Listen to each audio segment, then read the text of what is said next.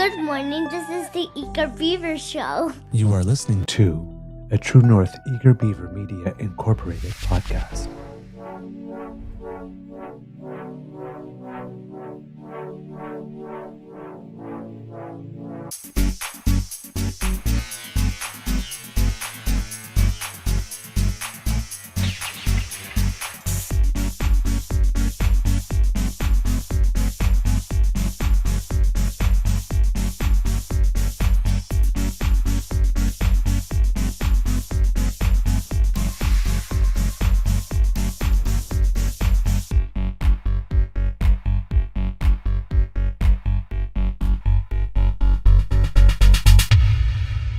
The True North Eager Beaver podcasts are proudly brought to you by our founding sponsors, the Miss V Mysteries from Corvid Moon Publishing, your source for science fiction, fantasy, and cozy mysteries featuring a broad diversity of characters.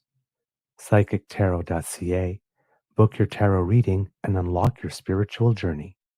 And the Pepper Master, hot pepper sauces made from farm-fresh ingredients to thrill your taste buds and expand your mind.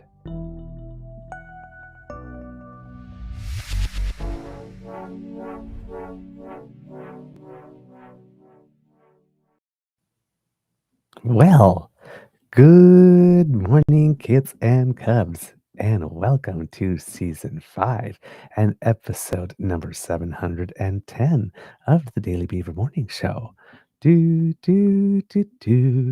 Always 100% Canadian. Today, recording day is Saturday, August 2nd, 2025, for broadcast on Friday, August 8th, 2025. Had to look at the date there, make sure I got that right. We are traveling through time, and I don't know what kind of day it actually is at the Beaver Lodge, but I went to look at the ahead forecast, and it's supposed to be sunny and very warm. So a nice day, I guess. We'll see if that actually pans out. I'm your host, the Eager Beaver, pronouns he, him, hey, Mr. Beaver, hey, and with me, I'm so happy to say, is my good friend, Mr. Grizzly, bookending the week, because we had him on Monday for Holiday Monday, and now we have him for the close off the week. And if everything goes well, kits and cubs, we will also have Mr. Grizzly with us on Monday coming at the end of the weekend, because tomorrow in real time, if everything goes as planned, we will be recording an interview with Sarah Spanier, one of the other independent candidates in Battle River Crowfoot, who you saw at the candidate forum if you watched it. So we'll have her for about an hour on our show, and we'll be able to give you more coverage of what's going on down there in another perspective. But since we have him here, Mr. Grizzly, how's your mental health today, sir? Well, sir, pretty good, I think. I'm a little tired. I'm still trying to get my body adjusted to this new schedule, so it's not exactly easy. I can wake up easily at 4 a.m. That's not a problem. Getting up at 4 a.m. is surprisingly easy. Okay. Although I have to admit, on Friday, I could not wake up. And I went to bed at 9:30 the night before. I just could not wake up yesterday. But I was just exhausted. And when I got home from work yesterday, I sat down on the couch around 2:30 and then passed out for about 90 minutes, which I clearly needed. Mm-hmm. And then went and met some friends for a beer, and I felt great. That nap was very much needed. So after that, I felt solid, Mm-hmm. But today I just took Lola out this morning. I slept until 7. Took Lola out around 9 because I was just dragging my butt trying to make my coffee, and took her out around 9. We went for a walk, and I started sneezing my head off. So I came back in, sat down, had a bite to eat, and fed her, and then took a Benadryl and passed out for a couple hours. As Benadryl will have you do. Yes, exactly. So it's one of those things where it just takes time to get the body used to the new schedule. It's 2 weeks, so getting up at 4 a.m. and taking Lola out at 4:30, that's the easy part. That is surprisingly easy. It's just at the end of the day, I find I'm quite tired because, even though I'm getting the right amount of sleep, just not fully used to it yet. So. Mm-hmm. Plus, you're on a radically different schedule from the rest of the world. Yeah. Well, you'd be surprised at how many people are out on Elgin Street at 4:30 in the morning. Really? Oh, yeah. Okay. Yeah, not crowds of people. Well, yes. I didn't expect to see a soul, and I've had conversations with a lot of people. So Oh, okay. And Thursday morning, we're walking along, and I'm right in front of the Standard, and there was a guy who had just got some takeout from the Elgin Street Diner, and he was preparing to eat it at one of those stand-up tables on the parklet sidewalk okay, patio. yeah. And Lola started going crazy, and he thought it was him. And I'm like, no, she saw a squirrel or something. He's like, oh, thank God. Scared the hell out of him. But I'm like, Lola, you got to be quiet. She's just yelping and yelping and yelping. I'm like, you got to be quiet. It's 4:30 in the morning. That building has people living in it. Turns out she saw a trash panda, her first one, because she had gone crazier than normal. It wasn't like a reaction to a squirrel. Right. This was like off the charts. And I spoke to a woman out in front of ESD who actually works there, Elgin Street Diner. She says, yeah, no, there was a trash panda walking down the street. That's why I'm like, oh, that's her Okay. first one. That makes sense. So the first one we've encountered together. I don't know if she encountered one before she was ever in my life or not. But yeah, that's the first trash panda encounter with the two of us. So it was interesting to say the least. And how's it going at the new work? It's going. It's slow because there's certain things that just aren't ready for me yet. So some days are longer than others. Although next week is action packed. I've got stuff on the schedule. Monday's the holiday, right? So Right. Tuesday we got to put some stuff through its paces, and Wednesday we have to go run a couple of errands and pick up some items, and then take some courses in the afternoon. Thursday I'm building some equipment, and Friday it'll be more courses. So it's going to be a busy week for me, which I'm looking forward to. It's great group of people that I'm working with. Chill attitude. Everybody is just there to get their job done. There's no backbiting or fighting or anything like that. Friday mornings we usually have a breakfast meeting where we go over a bunch of stuff. It's a team building thing, of course, but we go over projects and things we're going to be doing, and it's good. It's good, and I'm glad it's a slow ramp up process as opposed to you can push off the 20-meter board into the deep end, right? So it takes you get used to your new surroundings, your new coworkers, your colleagues, where everything is. You get used to the routine, and then we'll slowly start to develop some projects. It is going to have me on the road this year. I will be traveling a fair bit for the work for the job. I don't know where I'm going yet. Other parts of Canada, perhaps other parts of the world, because we do have bases in other parts of the world. Okay. Places that I can't discuss, but we have we have bases around the world. So locations around the world where people are working that I didn't know about, and again, I can't really discuss it. So that's fantastic. Yeah. Well, these things are upcoming. I don't know when or where, but at some point, I was told I should gear up to be traveling through the month of September. So Okay. Cool. That the slow ramp up is also good in the sense that because you're not being thrown into the fire right away, you have an opportunity to make a first impression that's not under high stress as well. Yeah, exactly. Right. So it's like they're like, can you do this? I go, just tell me what you need, where you need me to be, and I'll take care of it. And it's so yeah, it's just having the right attitude helps. I mean, there's certain learning certain softwares that are proprietary to the job that you would not have access to outside of the job, right? So you have to learn those new things and certain terminology and things, but it's not, that's the only thing that I haven't done before.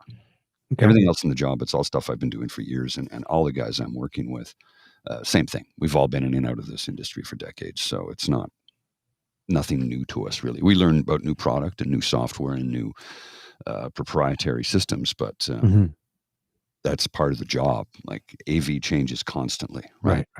Stuff I did 10 years ago, we don't do anymore. It's outdated, right? Completely outdated to the point where it's like, no, we have to change everything now because it changes so fast. Okay, cool. Well, I am happy for you. That's some good stuff, good work environment, chill people, getting paid what you're worth. That doesn't suck.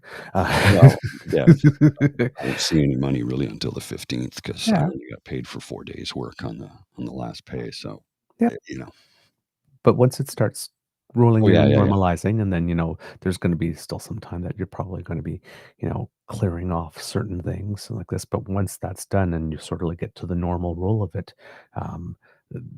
that's going to be a big weight off. Well, the plan is to have everything zeroed by January 1st, and I think I can do it before that. Not going to change the way I've been living for the last year. live frugally, Right. no outrageous expenses, keep everything as low. I've been canceling stuff left, right, and center that I'm like, I haven't used that in 2 years. It's gone. I'm not paying for it anymore. Right.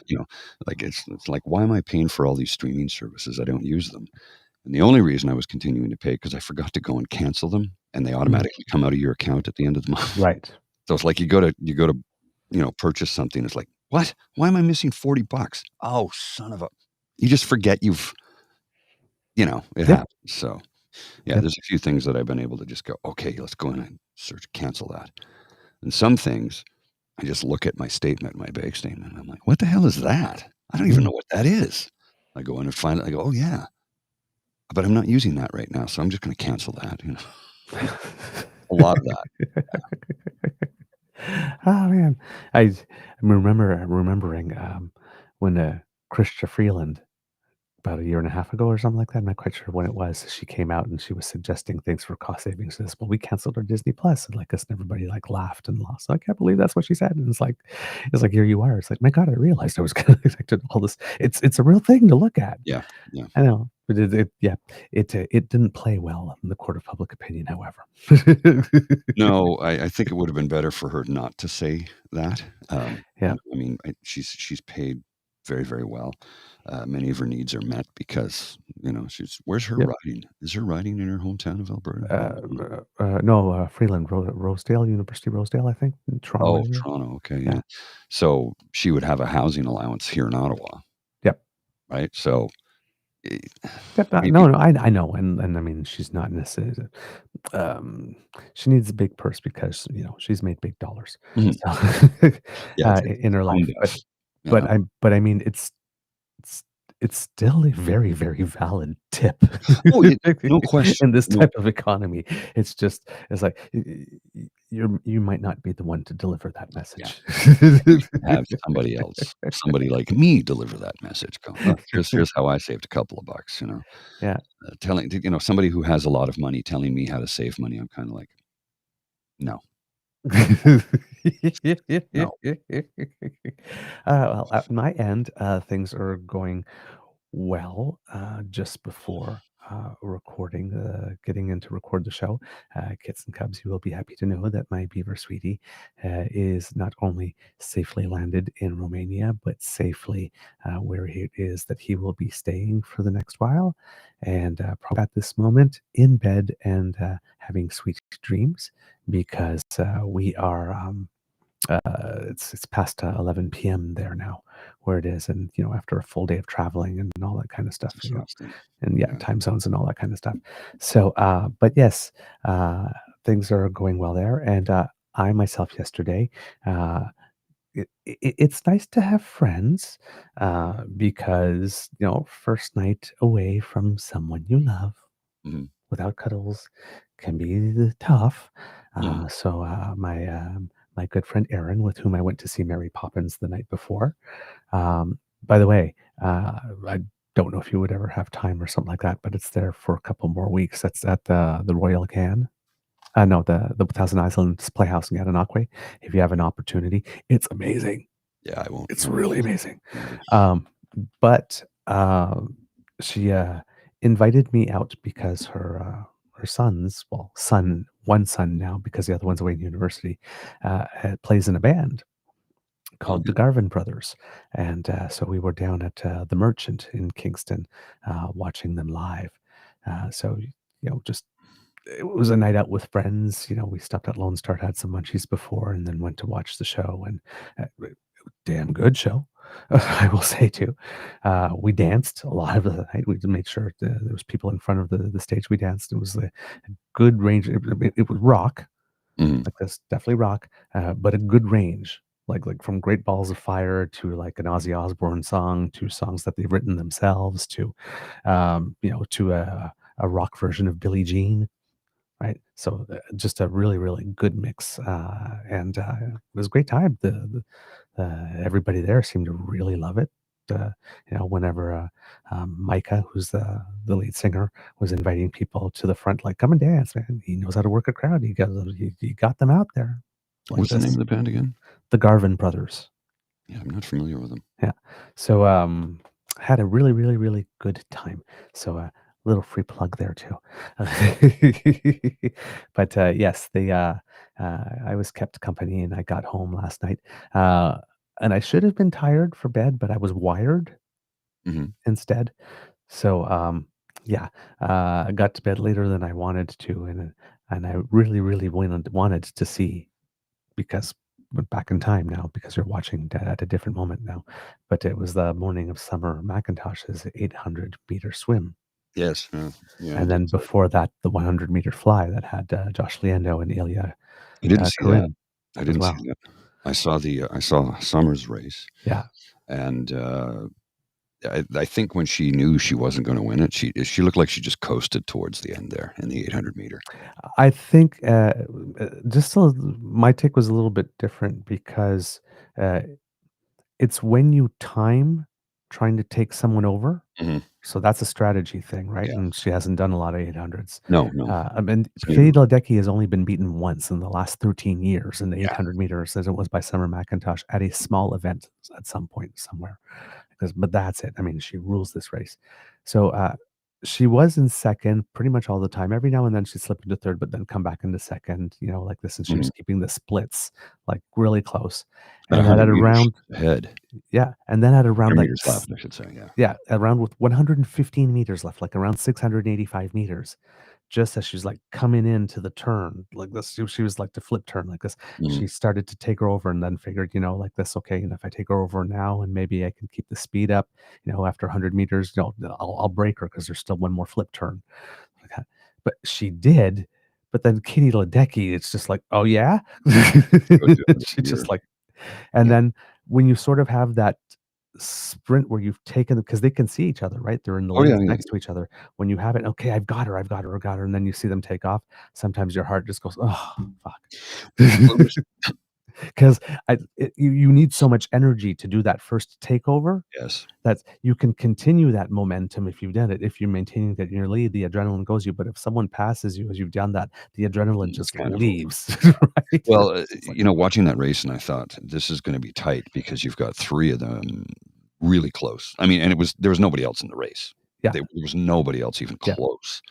So, for a minute, I thought the Australian might pull off an upset victory. Thought yes, Laddie Katie Ledecky Pallister. did what Katie Ledecky does, and pulled it out of the fire and won it, but, full props to the Australian, because Oh, that was a oh tight yeah. race. Well, I mean, for all 3 of them, really, actually, because, um, like, the times, right? Katie Ledecky won in 8:14:62. Mhm. There are 8 swimmers, right? The swimmer that finished 8th finished in 8:27:51, A 13-second difference.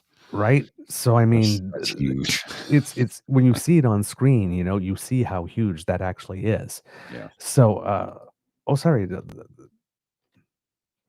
I'm sorry. That's let me rephrase that. Those were the wrong numbers.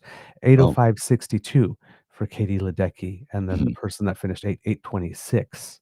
Oh, so a 21-second difference. Yes, yes, 21-second difference. Uh, but in the 3, Katie Ledecky, Lanny Pallister, and Summer McIntosh, all 3 of them went under 8:10. In fact, all 3 of them went under 8 minute 8 seconds. Yeah, and In the that's been done history, before, right? Yeah. yeah, in the history of this event, all countries combined, all swimmers combined, who have ever swum this in competition, nobody else other than these 3 have gone Mhm. below 8:12. Yeah. So it gives you an idea of 4-second difference. how tight the competition is, and let's remember, Summer is 18. And this is her first First. big Big one, yeah. competition, 800. So, once she starts thinking, okay, maybe 115 was too early. Maybe I got to save it for the last 65 or something, or whatever. She's Right. gonna come back fierce in the next one. When she races the 800 again, she's gonna come back. She's pissed. She's on a mission. Well, I mean, when she got the 100-meter butterfly, won the gold medal, and missed the world record by, what, 1/18th hundred, it's like such a close. Right. She was so close to tying and breaking the record. Yep. She wins the gold medal, and she's like, Yes. like, that's the most disappointed gold medalist I've ever seen in my life, because she wanted the record. Well, and that was her best one to get it because, like, she had, like, 2 days of rest before and then Yeah. had a day of rest before the 800.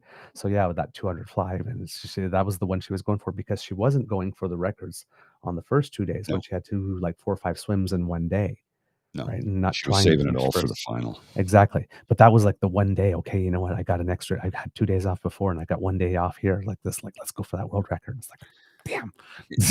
I don't think I've ever seen a more determined, Canadian athlete in my life to just, "No, I'm going to win everything."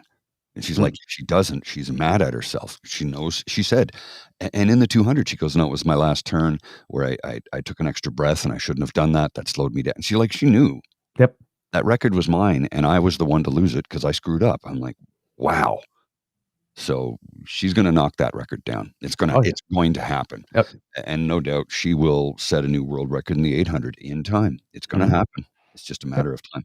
Again, she's 18. I know. I Katie know. Ledecky is 10 years older than her. I know. It's just she's ridiculously phenomenal. Yeah. Well, And, she's a generational athlete. yeah. She wants her 5 in the World Aquatics. She'll get them next year. It used Yep. to be biannual, but now it's an annual event, so she Yep. can go for it again next year. Oh, yeah, absolutely. So she Absolutely. will get it, and I think next year will be the year 'cause she's got 3 gold and a bronze. She could get another gold medal in her final swim. By the time this airs, that will already have happened, but it Yep. hasn't happened yet, so, 400 IM. yeah. Her We'll see what signature one. happens. We'll see what Yeah. happens. Yeah. So, when you're talking about an athlete like that, the other one that's sort of like that, new and emerging, is that Victoria Mboko, uh, In who tennis. was playing in tennis because when she was up and coming, She's from Toronto, correct? um, not sure exactly. I think she's from I Toronto. need, yeah, possibly.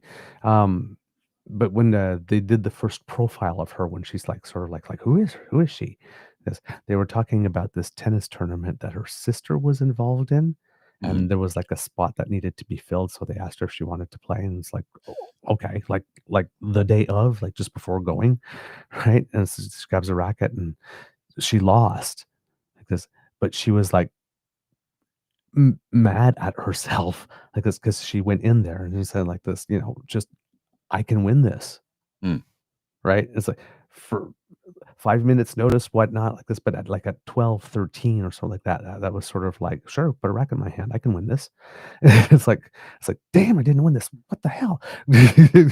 Right? So, and, like, I'm just looking at her go. It was like yesterday, she's in the 3rd round of a Masters 1000 tournament, which is, so the last match she just played is the most important match she ever played in her life, the biggest one, and she's playing against the top 30 in the world. She lost the first set 6-1, won Mhm. the second set, and won the last set 6-0. Well, and she's only 18. Just her too. So, I think she's got a good, career ahead of her. She was born in Charlotte, North Carolina, but she grew up in Toronto. Yeah. So her parents had, emigrated, is that on your end? I was hearing a car alarm, and it certainly wasn't here, I don't know. She was born in North Carolina, but her parents had emigrated from the Democratic Republic of the Congo, and they settled in Toronto in 2006. So she was born in Charlotte, but she spent her entire life in Toronto.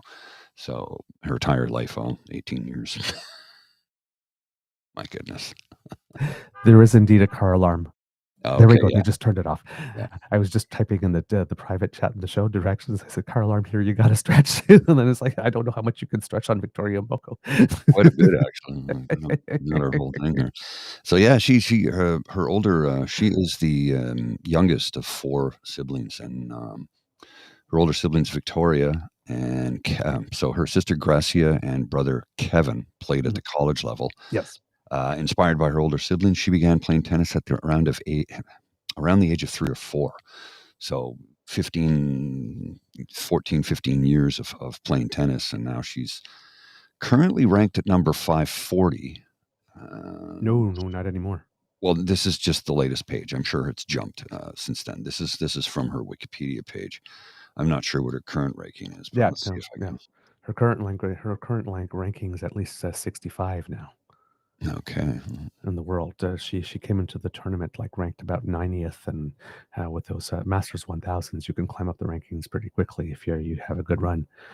So yeah, 85 according to this from WTA Tour. yeah, 85 in, yeah, so around there. And like I says, with that win, she's now when the next week's numbers will come in, she'll come in at least 65. Well, it says But here she started the year at like 300 or something. five. Okay, she was at 564. Yeah. Yeah. So sorry, that's what I'm. Okay, there we go. That's doubles. I was looking at the wrong ranking. Ah, Apologies. Singles. Yeah, she's 85 as of the 20th of July. So yeah. Her doubles ranking is at 540. It was at 564. So now I was just looking at the wrong number. There's a lot of information on the page here. She's 146 and lost 9. No titles yet, and it shows her prize money of $396,293. So $400,000, and she's 18 years of age, and she's got nowhere to go but up from here. seriously. Yeah. It's just she's just phenomenal. She's just she has this power and whatever. I mean, you have to see her play. I don't know if it's one of those things where you because she's new to this level and she just doesn't know better, so she's fearless. It's entirely possible. But oh my god. So yeah, right now she's with her run, she's 65th in the world, and if she wins the next match, she'll climb to 55th in the world. But she's going to be taking on the number 1 player in the tournament, Coco Gauff. So who won the French Open this year, if I remember correctly. So I have a feeling that they've played once before recently, that they met in another tournament. And yes, they have like this. And Victoria Mboko took it to 3 sets, and Coco Gauff came off the court saying, "It's like I felt like I played myself." Oh, wow. How old is Coco? Pardon? How old is Coco? I have to take a look at that. She must be in her 20s now, I think. Early 20s, I would assume, but I could be wrong. 21. Yeah. 21. She's currently ranked number 2 singles and number 1 in doubles. Yes. And she was like, the first time she played her, it's like, damn. So that's what it's like to play me. So yeah, it should, hopefully it will be a match that will be as good as the one at Wimbledon, and preferably, and hopefully maybe the home crowd will be enough to carry her over. So, but she's the last player now left in singles. Of course, by the time this airs, the tournament will be over. But yes, and then there was one team left in men's doubles. Liam Drexel, who's a young, again, up and comer, and a guy named Cleve Harper, who just entered the world's top 100 in men's doubles. He's our highest ranked doubles player, but he's a doubles specialist, hardly plays any singles at all. And Liam Drexel, who's like about to enter the top 100 in singles, and in doubles too. He's like a 116, 118 on both of them, is his doubles partner. So and I think they've advanced to the second round or something, or so. But out of all the doubles teams, it's like the up and fresh newcomers out there that are getting the wins. So there you go. All right, into the show. We gapped a lot, but that's okay. I haven't seen it in a while. So. I know, exactly. Today, Kits and Cubs, we're going to talk about, well, actually, you know what? Before we do that, I forgot I sent you the wrong outline. Okay, that's all right. No worries. I'll take care of the part that I had, because I noticed that we were talking sports, and we are the 8th today if you're watching the show, which means today is the opening of the Canada Summer Games, if you happen to be in St. John's, Newfoundland. So today, the day that we are recording, or I guess I saw on the national, so I guess that was last night really, that the torch had arrived in St. John's. But the games will be opening officially today. And Team Yukon is sending their biggest team ever, which is very good.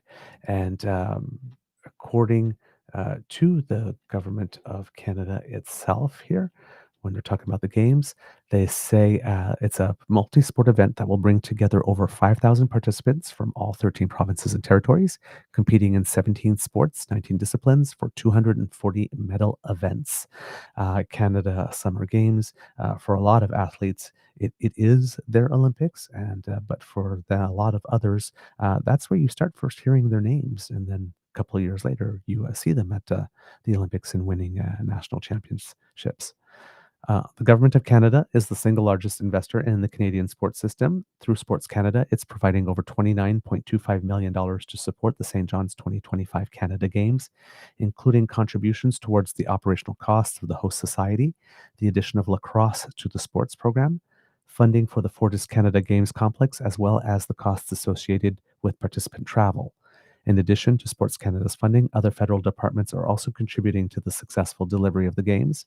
Housing Infrastructure and Communities Canada provided $11.59 million through the City of St. John's for the construction of the Fortis Canada's Games complex, and the Atlantic Canada Opportunities Agency contributed $1.3 million in operational funding to the host society to promote the Games across Canada. And there was also news which was very good from CBC. They've announced a multi-year deal to broadcast the Canada Games in the future.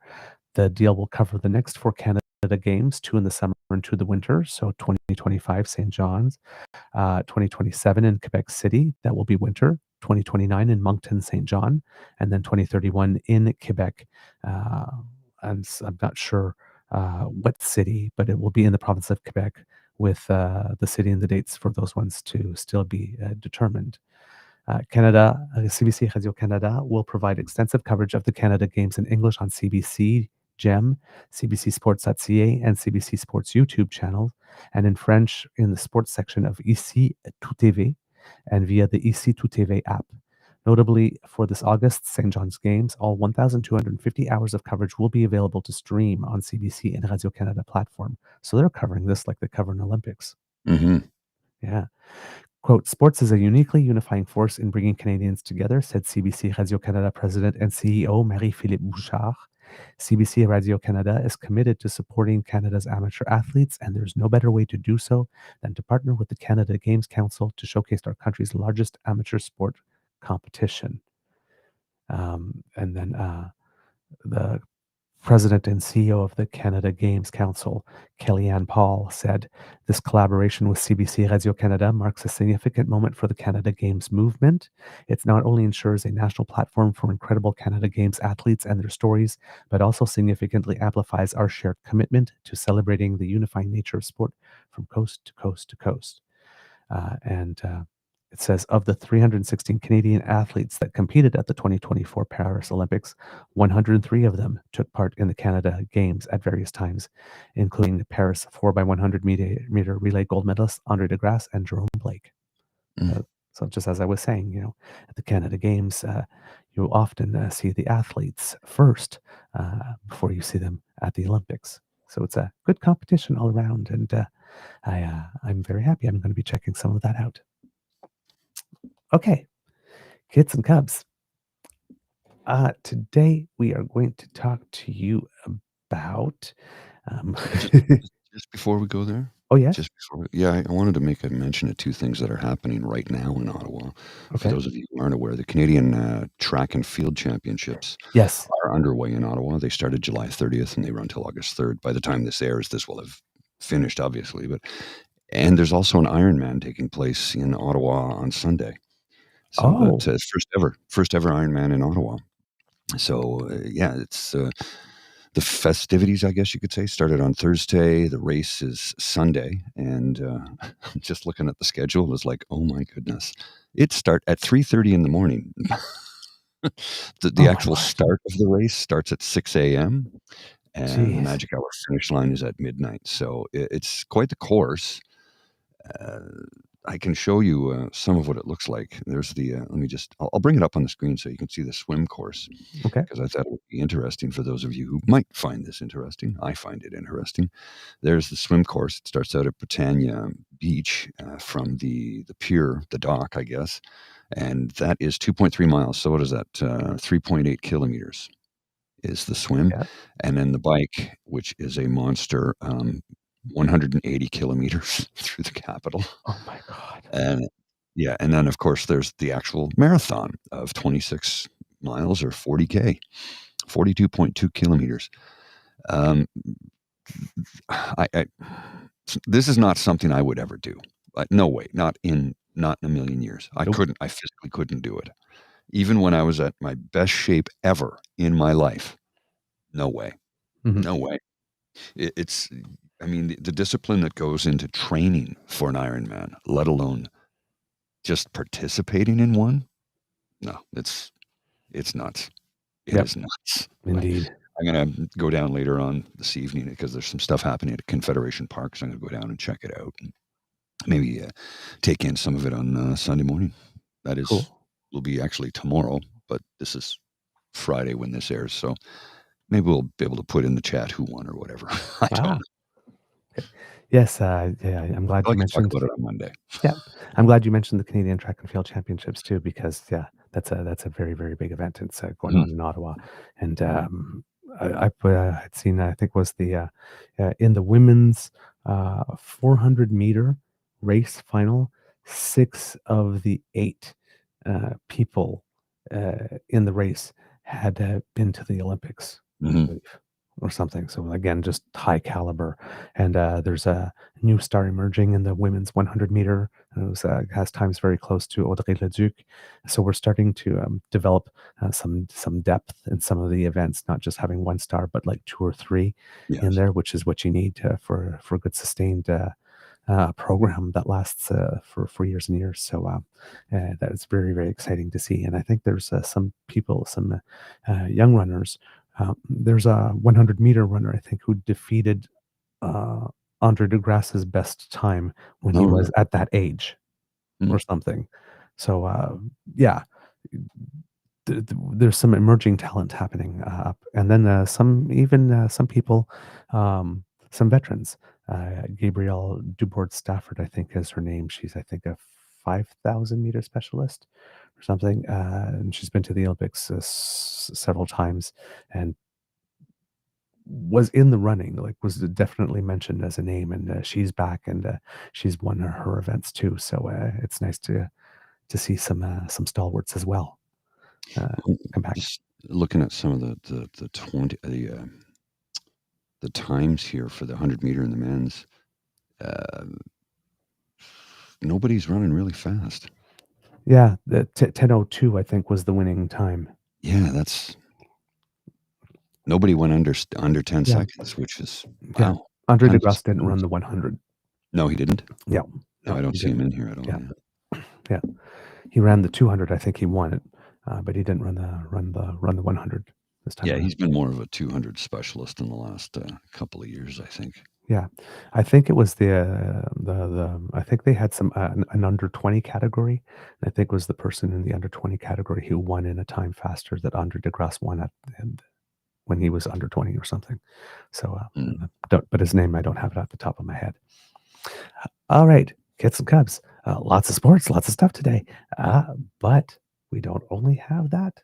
Um, Today, we're going to talk to you about one of the projects of national interest, national importance that's being studied, and we mentioned it a bit before when everybody was talking about, and the first proposals were coming around, and we were looking at some of them, and to me, this was the one that seemed to be the most likely Mhm. to get buy-in very quickly because there was a very strong green energy component to it. Mhm. It's bigger than that, and there is some traditional, also conventional energy component to it. But there's an element of nuclear to it, and then there's an element of wind to it. And if you put it all together, and they call this one the Eastern Energy Partnership Program. So it's all 4 provinces and a little bit of Quebec because we have the new hydro deal between Churchill Falls Mhm. and, and Quebec. But to boost the ability to generate electricity in that area. So the Eastern Energy Partnership isn't just one project. It's a series of projects together that all four leaders of the Atlantic provinces have gotten together and sort of agreed upon. And if they can get all of them done, make them all work together, it definitely contributes to the overall goal stated by Mark Carney of making Canada an energy superpower. To Jacques Poitras from CBC, he says, on a gravel road by the side of the Trans-Canada Highway, New Brunswick's Natural Resources Minister John Herron gazes down at a long clearing cut through the forest. He sees poetry, national poetry, that is. Herron hopes one of New Brunswick's proposed projects of national interest will connect to an existing natural gas pipeline running under that clearing. Quote, this is a nation-building project that checks every box. The plan is to extend a gas line that now ends in Quebec City into New Brunswick to link with the Maritimes and Northeast pipeline beneath the minister's feet. The line carries Alberta gas routed through the United States or gas extracted in the United States into Atlantic Canada. But the Quebec extension would bypass American territory completely, creating an all-Canada route. Quote, the poetry kind of goes like this. You have Western Canada gas going into Ontario through the province of Quebec by adding additional pipe from Quebec City into Atlantic Canada, the minister says. The additional pipe, aspirationally speaking, would be made of Ontario steel. This is a made-in-Canada solution. This is energy sovereignty. The proposal is on New Brunswick's list of projects submitted to Mark Carney's government for expedited regulatory approval under Bill C-5, which was adopted into law in June. So this particular element of the project is interesting because Quebec is not really pro-oil. Not really. Governments haven't been, but maybe not so much on gas.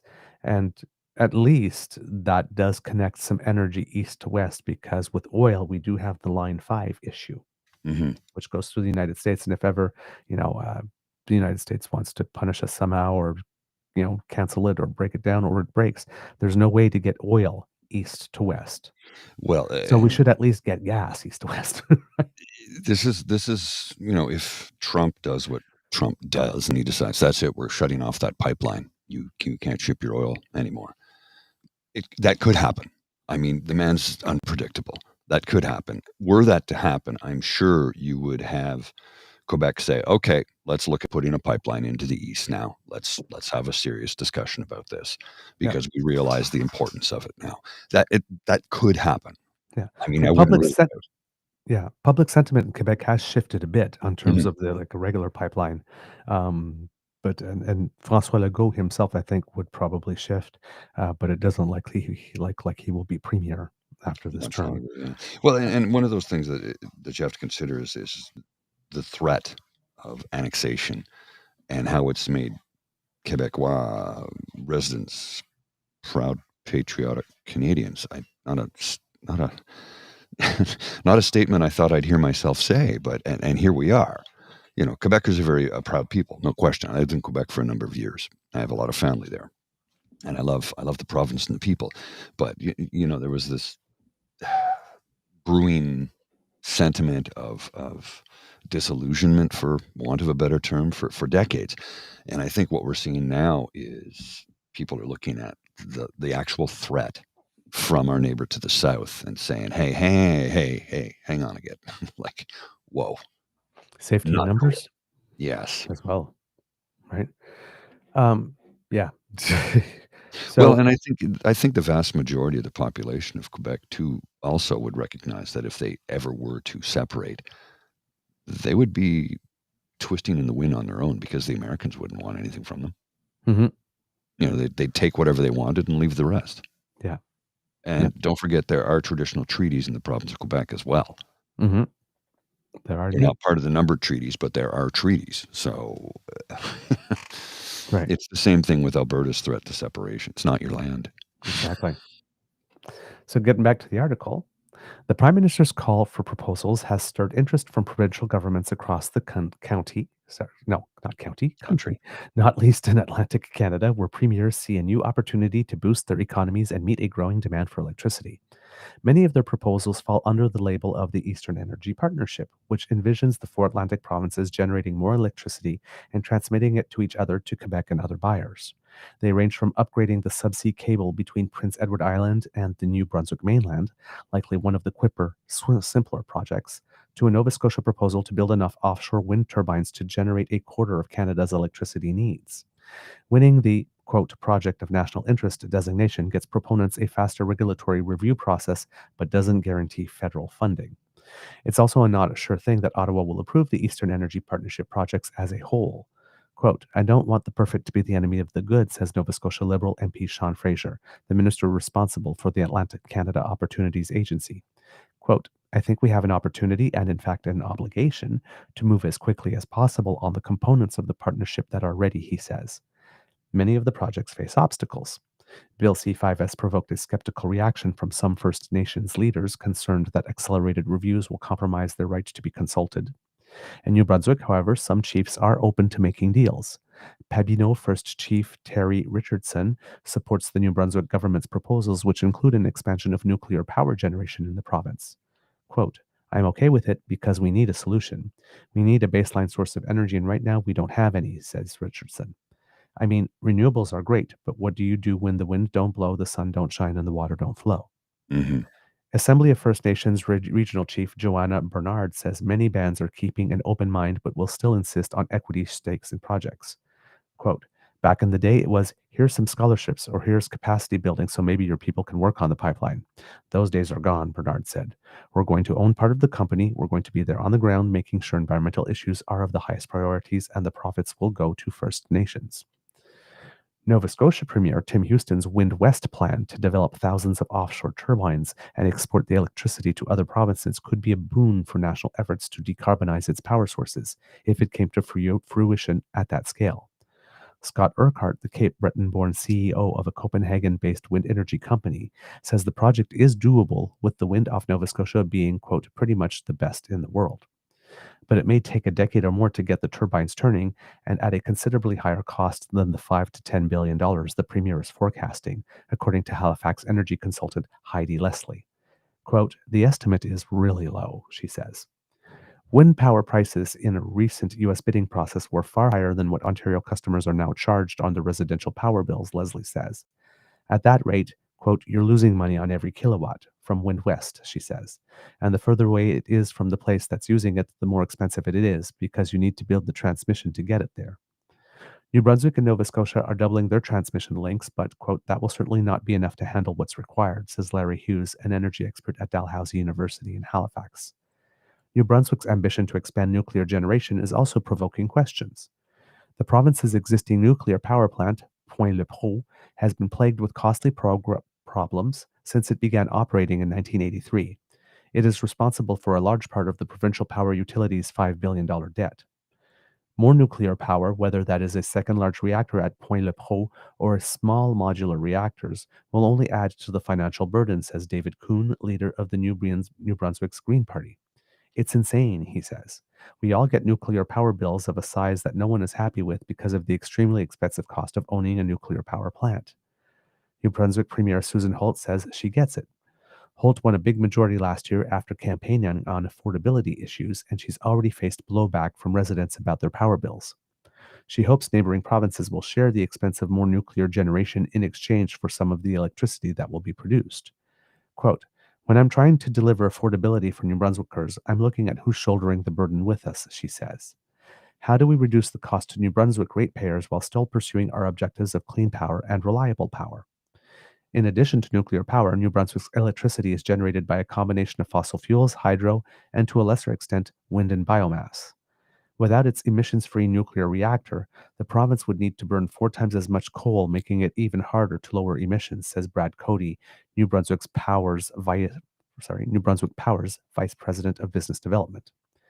Meanwhile, the province's largest hydro, Mactaquac, needs a major upgrade that could cost up to $9 billion. Laurie Clark, the CEO of New Brunswick Power, says there's an onus on the federal government to help defray the costs of decarbonizing the power supply rather than passing costs on to customers. Quote, I do really believe that the federal government has a role to play in this as well. They've set the deadlines for net zero, Clark says. Heron is also looking for federal support, invoking the possibility of a government ownership stake in the natural gas line extension. Quote, I think there's an opportunity to de-risk the project if the project is initially state-owned and First Nation-owned, he says. That would speed up permitting, and it de-risks that investment from the private sector at a future date.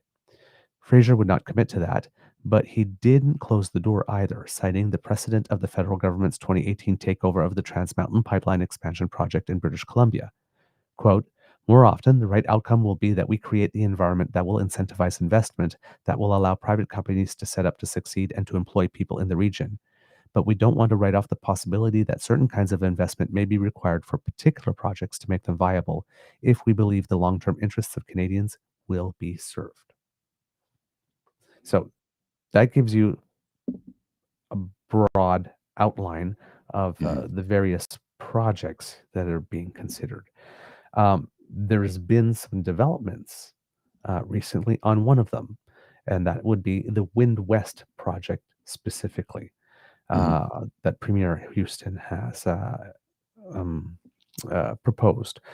Now, it seems that for New Brunswick, the peak electricity that it needs at any given time is about 2.4 gigawatts. So there was a project first to build some wind supply that would supply up to about 2.5 gigawatts. And then there was a further project later on that would seek to double it to 5. 1.21 gigawatts?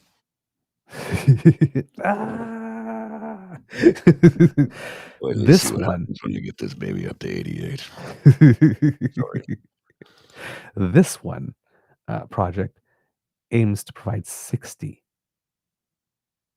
That's a lot. That's a lot, right? Which is 27% of current Canadian needs. So this is a massive project. Now it's as we mentioned in the article, it would take a long time in the sense that if it gets approved as it is and as we're going, there probably won't be any construction starting until 2033 on the actual wind farm itself. Because again, you have to have if you're planning for 60 gigawatts of energy, you need the transmission lines to be able to carry that. Yeah, and they're going to be big lines. Right. So, and that part is something that probably would require federal funding. Well, that's a lot of copper, so I wonder if they would try and use superconductor, but there's no loss with superconductor, right? And I mean, it's 2030, that's 5 years from now, so right. Possible. But the advantage of superconductor is you don't lose any of the energy. Right. Whereas with copper, it does bleed out and bleed off, so that by the time you get from point A to point Z, you're not getting 60. Okay, gotcha. It bleeds off. So interesting. Yeah. Okay. It's the most efficient method we have currently outside of superconductor, but superconductor material is very, very, very expensive. Well, the fact that there's 50% tariffs on copper now might make a good case for superconductor. You never know. You never know. When the market changes, sometimes the business case changes, right? So what we're going to talk about here is a little bit Wind West.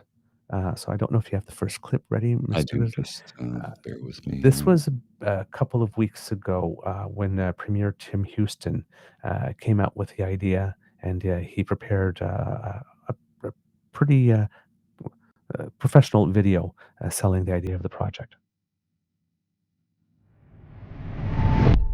What if Nova Scotia could power up to 27% of Canada's electricity needs?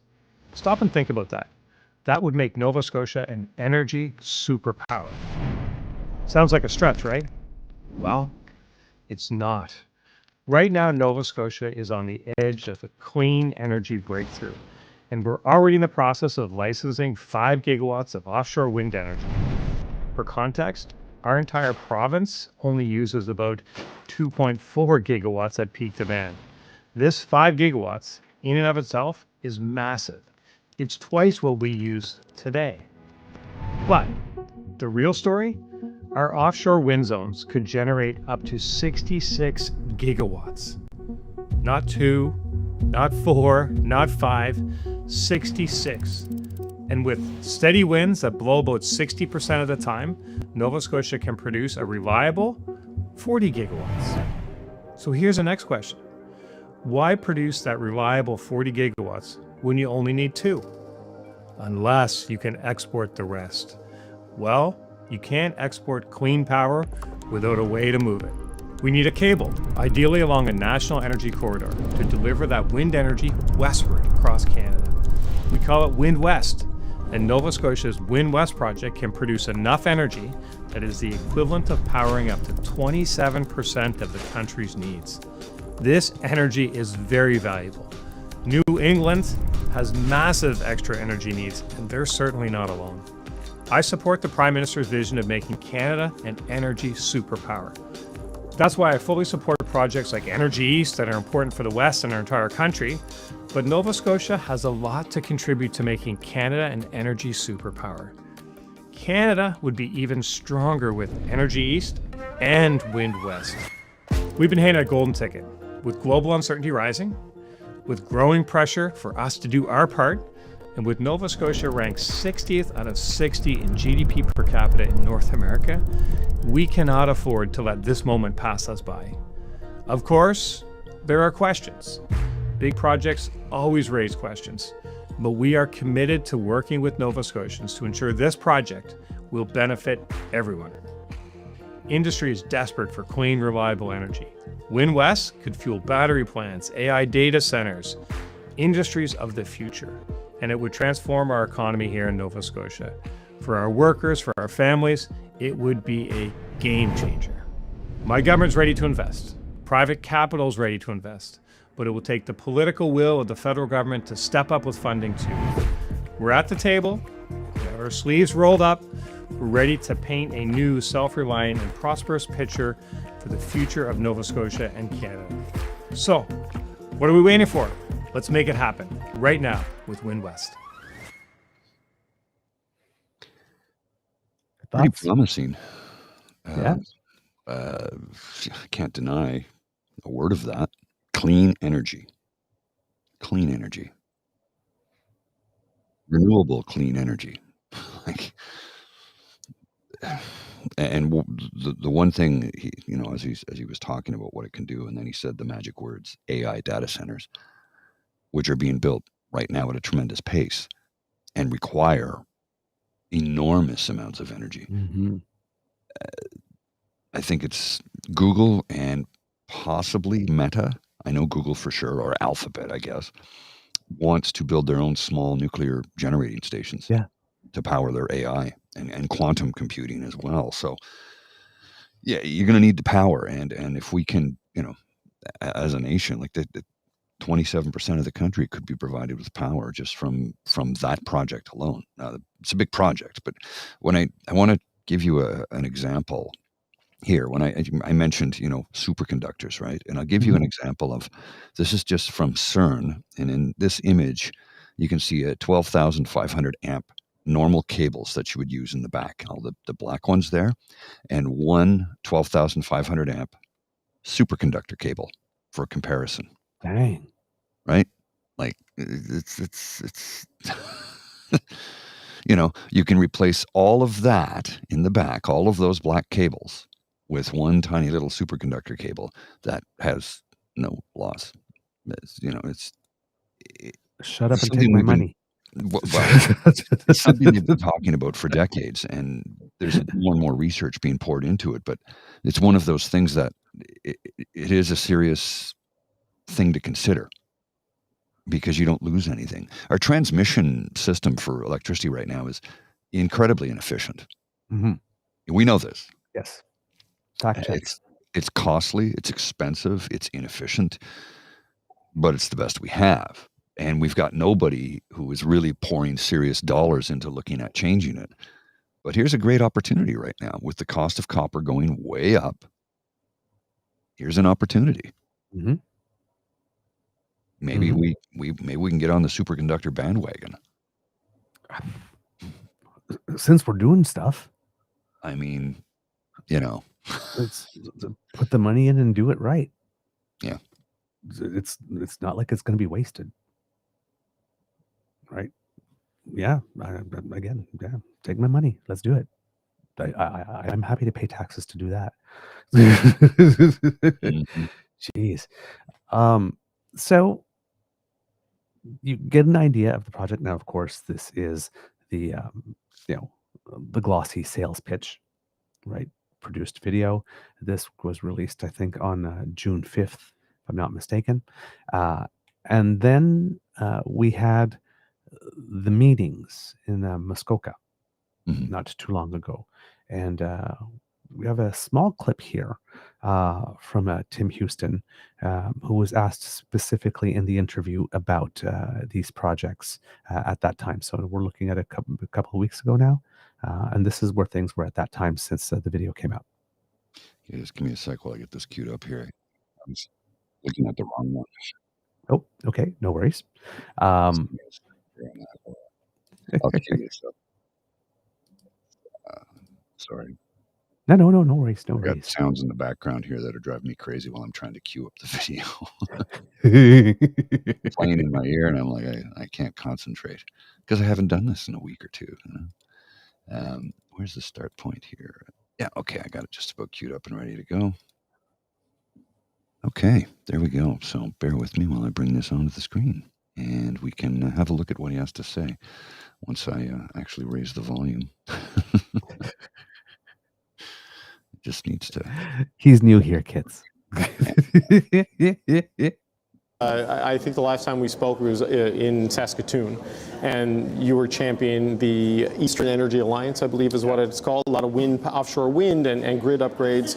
I mean, do you have a sense of whether you're any closer on getting your key project moved to the front of the line? This is a big opportunity for our country. The energy opportunities for Atlantic Canada are significant. For Nova Scotia, that's wind. Could power a lot of Canada with that offshore wind. So I'm excited about that. I know that we have a bit of work to do to put a bit of meat on the bones, as they say, on some of the technical scoping and stuff. Concept phase, right? But I think there's incredible interest, and that's the first step. We want the federal government to be interested in what's possible. They are, for sure. Now I've got to get it to the next stage where we move from the interest to the tangible support. But it'll be a good thing for Atlantic Canada. It'll be a good thing for Nova Scotia. Well, Premier Tim Houston, I hope your optimistic outlook trumps my pessimistic outlook, because a lot of people are counting on. We appreciate your time. Nova Scotia Premier Tim Houston, thank you, sir. Appreciate it. So, just like I said, it was just one question in a big interview, and I would have liked to have more of the interview about that at that time. But he speaks specifically here in the end where you saw that the move, right, from interest to tangible support. Mhm. So he puts this out at the 5th. We have this meeting a couple weeks later, and now here we are. Well, beginning of early August, but this was at the end of July. What I'm going to show you when this announcement came out, and here we have it is Nova Scotia's Minister of Energy, Trevor Boudreau, who's talking a bit about the project because they held a press conference to announce that they have designated the first areas where there would be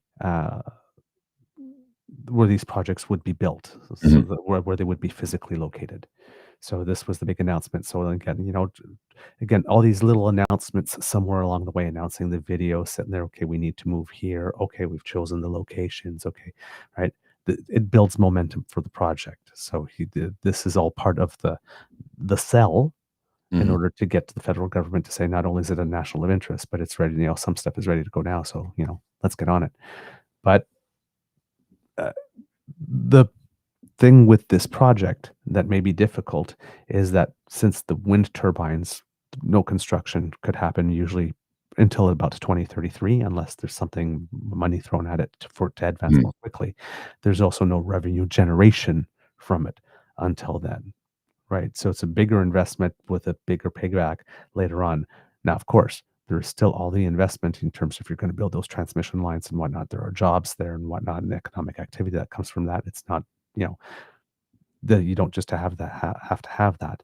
But if you can expand a port within a year, and then there's more business generating, the revenue come back, return on that investment comes back a whole lot more quickly. There will be probably no, again, revenue from the actual wind generation, right, for about A decade. right? So that might factor into the calculation there, but it is a sound idea.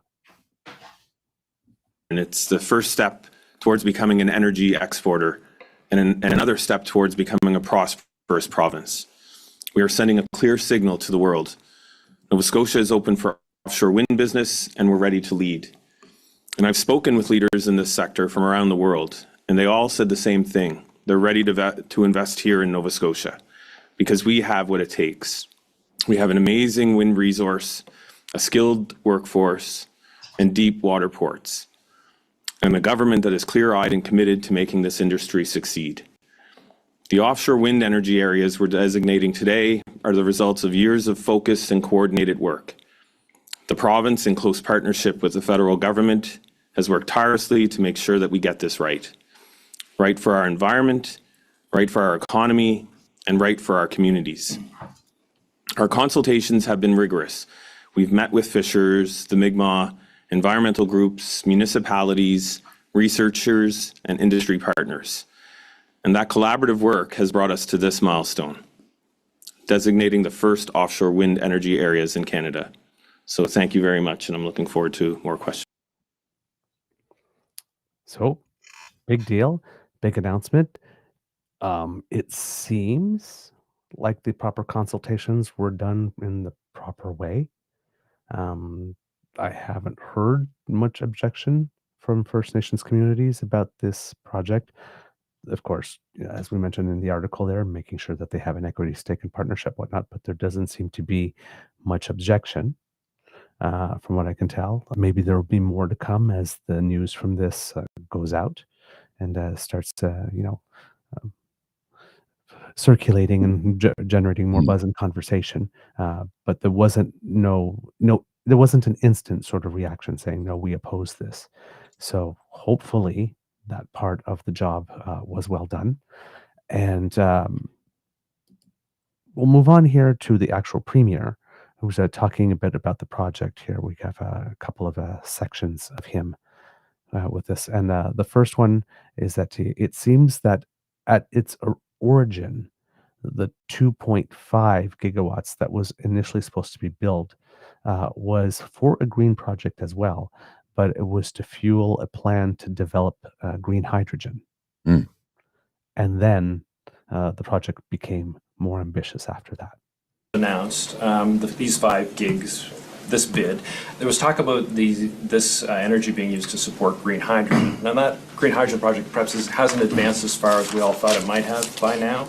So is that still the idea that this wind energy would go to green hydrogen, or are you now looking at exporting it? That sort of sounded to me today like the talk was all about exporting it. So it's, I think it's really, really important. So if we think about perspective here, right? So, this could be 60 gigawatts, could be 5 initially. But right now, Nova Scotia's peak use is 2.4.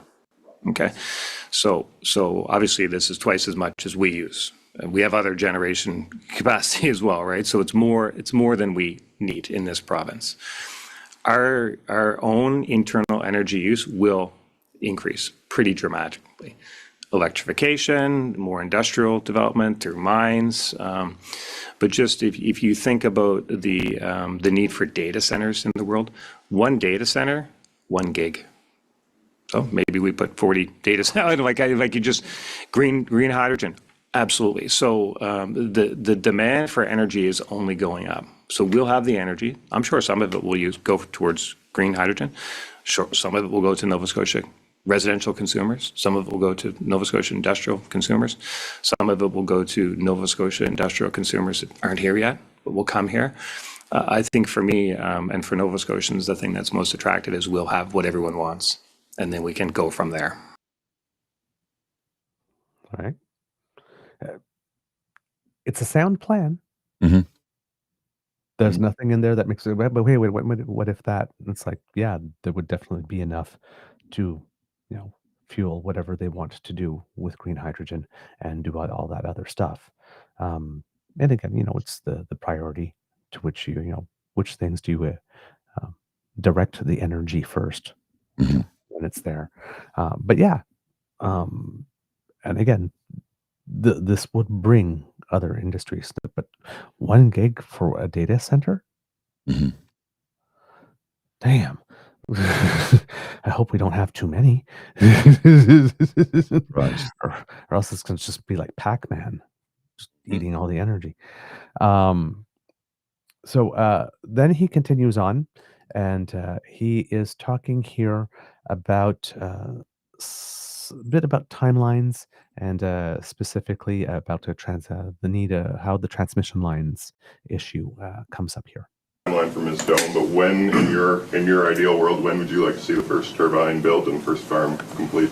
Yeah, so I mean, the first thing is for me, is to get some clarity around the transmission and the support, the federal government's willingness to support the Eastern Energy Partnership. We're having tremendous discussions there. I believe there's a lot of interest there. We will continue to move that forward with more technical specifications. That work is all happening and progressing pretty quick, I'd say. And I'm really, really encouraged by the team that the Prime Minister is building.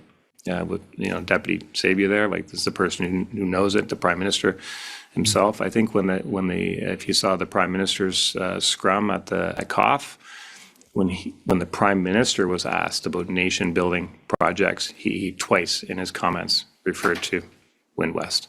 And I can't think of another one that he referred to. Like he's very interested in this for a number of reasons. It certainly ticks the box of making Canada an energy superpower.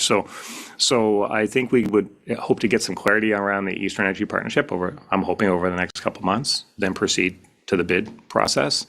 And then if we do our work properly, we'll have the most reputable companies in the world interested in this that will shrink the supply chain, give them more access to ability. So I think that's really important. But I also don't want to lose sight of one of the things that makes this project incredibly attractive to developers.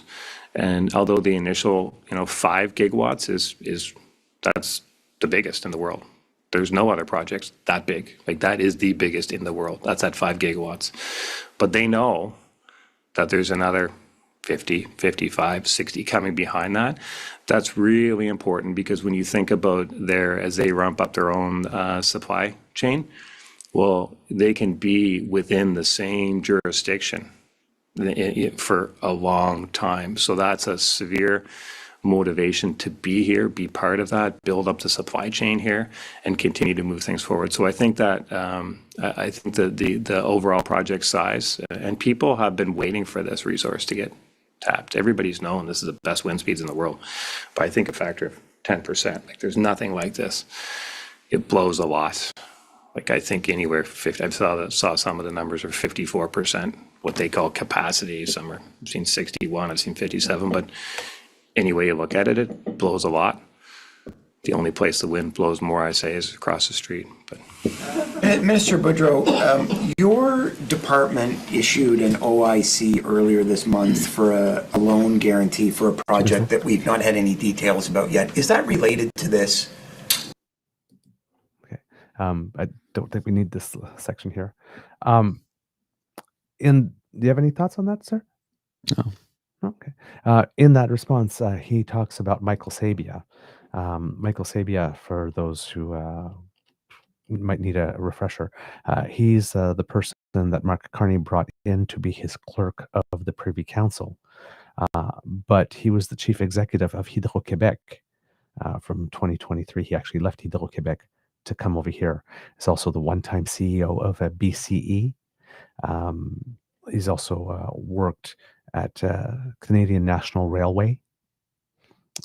So, Bell Canada, Hydro-Québec, CN, sort of big corporations that do big projects and, have, but also he has a financial background. Also, he was with La Caisse de Dépôt in Quebec, and he won praise for stabilizing that. And he was also Deputy Minister of Finance from 2020 to 2023, member of the Canadian Government's Advisory Council on Economic Growth, chair of Canada's Infrastructure Bank from 2020 to 2021. So he also not only has sort of like the big corporations that build big projects, but also some financial background. So Tim Houston, the Premier of Nova Scotia, seems to be under the impression that so far, at least with his discussions, he has somebody that has obviously the capacity to understand how this could be big and how this works and what type of financing it would need given the scale of the project here. So there's some it's positive feedback that the right people are in the right positions to make stuff happen. Let's put it that way. Let's continue on with him. He talks about a certain, because we're in a trade war, right, with the United States, and the guy south of us is making other types of decisions for the U.S. economy. So this question opens up a door to that and how this could be some of the choices that are being made south of us could actually be really, really good news for Nova Scotia with this project. Premier, to what degree do you think the ability to generate private sector interest in this is aided by the fact that right now in the U.S., the federal administration seems to have soured on offshore wind? To what degree do you think that will help generate interest in it here? It doesn't hurt. I mean, this is an industry that wants to move forward. President Trump has shut off that growth in the United States, so they have to look elsewhere. And it just so happens we have the best wind resource in the world on the eastern seaboard as well. It's actually convenient. Or actually, if you think about some of the projects that were contemplated on the eastern coast of the United States, and even some that have proceeded, like Vineyard 1, if you think about those projects, they're many of them already using our ports for logistics and laydown. So it's convenient. Our location is convenient. For me, when I talk to them, I say, come build in the offshore of Nova Scotia, build up that supply chain, and at some point in time, the United States will open up again, and you'll be well positioned on the East Coast. So I think it's a factor, but it's certainly not the only factor. Question on behalf of a colleague. We're hearing the port is looking to expand cargo potentially at the cost of the grain elevator leaving Nova Scotia. So, again, Donald Trump seems to have been abandoning the whole renewable sector. I wonder who else is doing that, Mr. Grizzly? Somebody local in our country is letting some economic opportunities go by. Daniel Smith. Yeah, that's the one. Daniel Trump. Yeah. I mean Smith. Yeah. Sorry. It's a Freudian slip. Mm-hmm. Sure it is. So, taking a little sidebar here to talk about this little issue here, the Associated Press published July 31st. The Trump administration is canceling plans to use large areas of federal waters for new offshore wind development, the latest step to suppress the industry in the United States, literally on the same day that Tim Houston is announcing that he's found spaces. The United States, through Donald Rump Roast, decides, nah, we don't want to occupy this space. Thank you for punching yourself in the dick. I just... Fuck. More than 3.5 million acres had been designated wind energy areas, the offshore locations deemed most suitable for wind energy development. The U.S. Bureau of Ocean Energy Management is now rescinding all designated wind energy areas in federal waters, announcing on Wednesday an end to setting aside large areas for speculative wind development. Offshore wind lease sales were anticipated off the coasts of Texas, Louisiana, Maine, New York, California, and Oregon, as well as in the central Atlantic. The Biden administration last year had announced a 5-year schedule to lease federal offshore tracts for wind energy production. Trump began reversing the country's energy policies after taking office in January. A series of executive orders took aim at increasing oil and gas and coal production. The Republican president has been hostile to renewable energy, particularly offshore wind. One early executive order temporarily halted offshore wind lease sales in federal waters and paused the issuance of approvals, permits, and loans for all wind projects. In trying to make a case against wind energy, he has relied on false and misleading claims about the use of wind power in the U.S. and around the world. The Bureau said it was acting in accordance with Trump's action and an order by his Interior Secretary this week to end any preferential treatment toward wind and solar facilities, which were described as unreliable, foreign-controlled energy sources. The U.S. Interior Department is considering withdrawing areas on federal lands with high potential for onshore wind power to balance energy development with other uses such as recreation and grazing. It will also review avian mortality rates associated with wind turbines. Earlier this month, the department said all solar and wind energy projects on federal lands and waters must be personally approved by the U.S. Interior Secretary Doug Burgum. Robin Schaefer, president of Protect Our Coast, New Jersey, applauded the administration for its actions and said they were long overdue. Opponents of offshore wind projects are particularly vocal and well organized in New Jersey.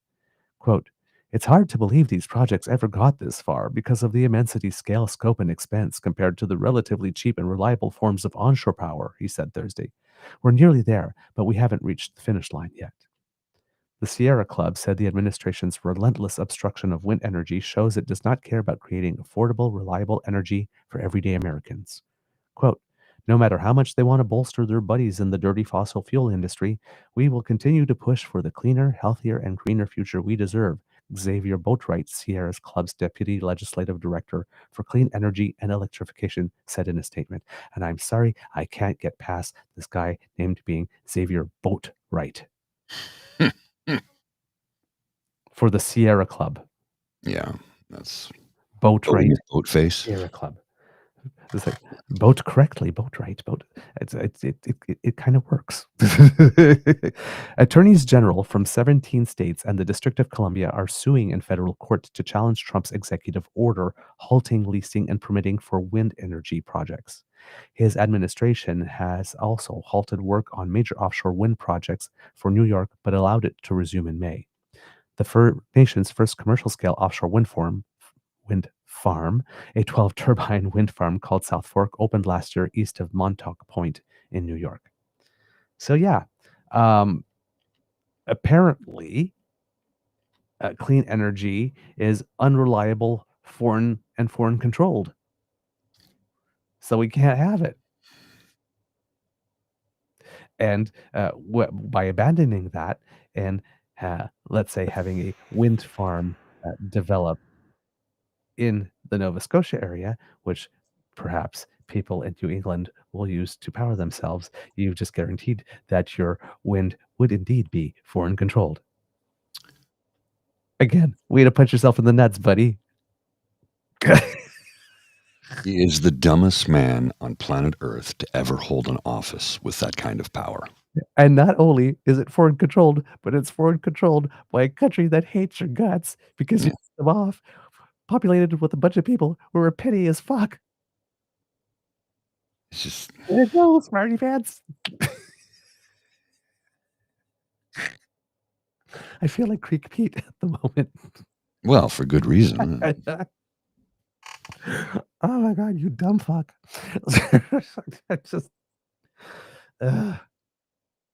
hey, again, it's like if an enemy, I think it was, I can't remember who said it, but it's like never interrupt an enemy when they're imploding or punching themselves in the dick.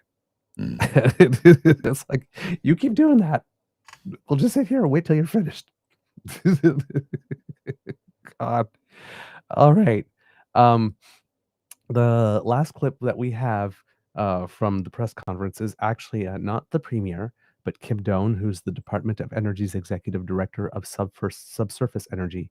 And then, of course, and then we'll get back to Tim Houston, who has a little bit to say here. But talking about the design of the project. Who this would be for, but I'm pretty sure windmills can operate only within a certain strength of wind. Do we know, like, would these be more powerful? Because I'm assuming wind offshore would be stronger than what we would have here. And do we know the range, maybe, that they can operate at? Our technical expert on this. So it's a great question. So obviously wind turbines are built and designed for different sizes. So obviously when we look at onshore design turbines, they're smaller. When you move offshore, you're moving into a size about a 15 gigawatt size wind turbine design, and that has certain aspects like wind turbines. There's a lot of engineering and science behind how one turbine impacts the next turbine in the field. So there's a whole engineering aspect. We have looked at some of the wind speeds and understanding how that wind speeds, the capacities, as the Premier mentioned, and then also engineering design to make sure we enhance and utilize the best size wind turbine for the resource we have. We have been utilizing and have had research done, and this is going to get to a point I didn't mention earlier, but utilizing research at Dalhousie University and increasing the R&D side of offshore wind. As the Premier said, this is a global opportunity, and so we want our institutions and academics, whether it's the community college and new technician programs, or it's the universities in their research. We're going to be utilizing all of that resource for the future, but that is a good impact. That is a good question around size of turbine. And so as you move out, it will get bigger, and that will help manage the size of this and speed of the winds. I think the fixed bottom turbines, this is not new. They have them all over the world. Floating is a little different. I think my father would say, this is not a problem to solve. This is a problem to do. It's just got to be done. The offshore wind with fixed bottom, they know how to scale those turbines and build them. The floating, the technology is still developing. And then at the other end of the spectrum, I'd say Bay of Fundy, problem to solve. Hasn't been solved yet, but offshore wind has been solved. We just have to do it. Just wondering if the wind were to get too strong, would that impact the productivity because they can't turn? Yeah, but yes, and the wind is strong out there, but they know how to. These numbers are close, and we can. But in the North Sea, where there's been turbines for a long time, I think the wind factor is like 9.1. Our offshore is like 10.1 or 10.2 or some order of magnitude. So it's that much more, but it's not like in the North Sea it's 1, and we're saying now you got to do 10. Like it's not a problem to solve. Premier, some of us can. All right. So again, number one, yay science, yay engineers. Another thing that you could see happening as a result of this, as this goes ahead, is that at Dalhousie University there becomes a center of excellence for that type of research like this that will help fuel around the world. And again, these technicians programs as well at the colleges, that it can be a huge hub educationally as well for the world. So there's lots of various other industries that can pop up as a result of this that can also generate additional economic benefit and across all sectors, right? So that's another good point there to mention. But exactly, a very good question. If you have to do if the winds are so much stronger, what kind of turbines do you need? And, is that possible? And Premier Houston here trying to make the case that for anything that's a fixed base, that's not a problem because they're used all over the place. The floating ones, because the 4 zones that have been identified, one of them is a floating one. So that one's going to be, the technology is not quite there yet. But for the other 3, it's in the water, the typical. And then for those types of, because there's other offshore projects, when you look at them in the world, yes, the winds are a little stronger in Nova Scotia, but not so much stronger that it's like, oh my God, this is a new problem to solve, right? Exactly. And you can see the areas that they're building in here that they plan to build. I would assume that in this area closest here, it looks like there's a drop off of the shelf in this quadrant. Okay. That may be where they require the floating. The rest would be anchored by the looks of it because it's shallower water. And you can see, of course, Sable Island right here, that little smiley. Yep. So the 4 areas that were identified were French Bank, Middle Bank, Sable Island Bank, as Mr. Grizzly appropriately noted, and Sydney Bight. Now, the thing that you need to remember here, too, is surprisingly, This is the North Atlantic, yes, but that area of the North Atlantic you don't get icebergs there. It's you don't get a lot of ice there, surprisingly, because it's warmer weather, warmer waters. I think the average temperature on Sable Island is like 18 degrees or 15 degrees is in the winter. So yeah, it's not as cold there as it is in other parts of the country. So it's quite feasible that they wouldn't have to shut down on too many days in the winter when it comes to productivity and the build is what I'm getting at. Excellent. The last, we have one more clip for you with regard to this, but it's not from the press conference itself. It's actually from Global News, because in this piece that they had, they are talking about a little bit some of the changes that were made to the original plan based on the consultation, which again gives us hope that the consultation was indeed well done, and some response from the opposition parties in Nova Scotia. So just to get a fuller picture. Okay, just a second. I got it all queued up and ready to go, and then I don't know what happened. Something just disappeared on my screen here. It's very strange. There we go. Something went haywire in the background. Let me just bring this onto the screen for you. The designation comes after the public was asked for feedback on 5 proposed areas in the spring. We've met with fishers, the Mi'kmaq, environmental groups, municipalities, researchers, and industry partners.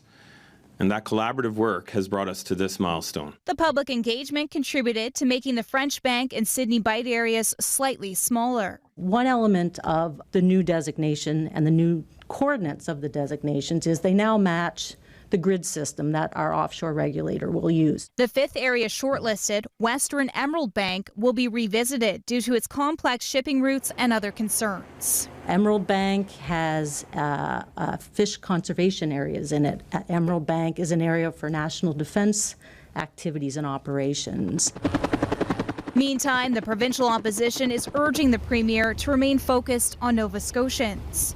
In a statement, NDP environment critic Lisa Lachance says, "We need to make sure these projects benefit everyday Nova Scotians, lower bills, and continue to include input from those most impacted by offshore development." Officials could not confirm a timeline for the full development of the offshore energy. However, they say that they expect a call for bids to be issued late this year. Sky Bride and Blom, Global News, Halifax.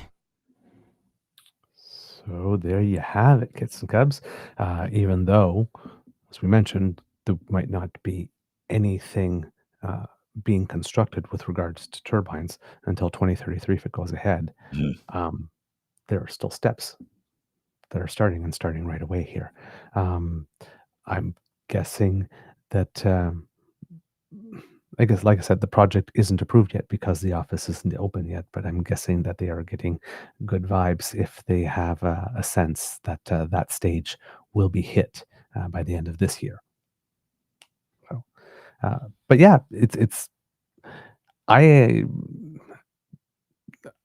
I have a hard time finding anything wrong with this project. Yeah, I'm just looking here in that video clip, and it does show that the water depths, and it is quite shallow in the initial areas that they've decided to use. So it all makes sense. Okay. So, but you could see that there was some public consultation. Some of the zoning, some of the areas that were zoned were changed in order to accommodate requests and needs and whatnot. And so, yeah, again, fingers crossed that overall people are happy with the consultation process and that it can move ahead. But it seems like, again, right, he is a conservative premier, but he is a progressive conservative premier. Well, I mean, again, he's done things that we don't necessarily agree with, but yes, this is a progressive policy. He's not conservative in the same vein as Daniel Smith or Scott Moe. No, not at all. Not even close. For people who don't like conservatives because, they sell everything. That's what they're famous for. Like this, and screw up the healthcare system and whatnot like this. Yes, in the same vein there, but Well, and let's dwell on that for just a couple seconds, though. I know a lot of conservatives who, again, the key word here is they are progressive, Right. so they don't have a party anymore. They Right. don't. But I've talked to many of them, and I'm not now. Some guys will just hate on the Liberals because they're liberal. It doesn't matter that Mark Carney is actually a blue jacket wearing liberal. I mean, he's a progressive conservative more than he is a Justin Trudeau liberal. But that being said, he's a Joe Clark progressive conservative. Yep. So his policies that he'll put forth will benefit most Canadians. And he doesn't believe in selling off things, as do most progressive conservatives that I know don't believe in selling off things either. Mm-hmm. They might say that government isn't super efficient, and I will say yes, that is true. Government isn't super efficient, and there are areas for efficiency to be placed. Yeah. Canada Post is an example of an area that we need to get more efficient with. Yes, it's a service. It's not supposed to turn a profit, but you can't be losing as much money as they've been losing. Right. You just can't continue to do that. Yep. Which is where you have to get progressive policies advanced to take care of it in the future. But what he is doing here is building for the future. This is very much a progressive conservative policy of the days of Joe Clark. Mm-hmm. Let's build something for the future for Nova Scotians, but not just Nova Scotians. He's saying we can give 20% of the 27% of the country could be powered by this. Yep. I would see Brian Mulroney all over this. Oh yeah, right. As being absolutely. one of the greenest prime ministers, right? And who would be right there supporting him? Green Party leader Elizabeth May. Yep. I haven't heard any commentary from her about this yet, but I'm sure she's fully in support of it. And then when you hear Wingnut Trump the other day going on, all the birds that die from, you know what kills more birds than anything else? Domestic cats. Ah, okay. That's what kills more birds than any. You combined everything else, all windmills, glass built, domestic cats killed more birds than anything else in all of North America. But here's the thing again. Here's how you know this is bullshit, right? The birds and the wind turbines. And how many birds fly into the window glasses of skyscrapers? Yeah. More than hit turbines. You build those. Yeah. It's like, tear down Trump Tower. Got to save the birds. Yeah. We just gotta. Make it out of brick. What a dumbass. Oh my God. You're not dealing with it very smart. I am so over him. Tell me about it. But it's like every now and then he'll come out and say something stupid, and I'm like, I can't let this go. I'm depressed. I mean, yesterday was, his August 1st. We're supposed to have. No, I'm raising the tariff prices. Now, when does he drop them? Because you saw how the stock market tanked on Friday. Yes. Right now, this episode's going to air on a Friday. Yes. So a week ago, yes, the stock market tanked because of Trump's tariffs.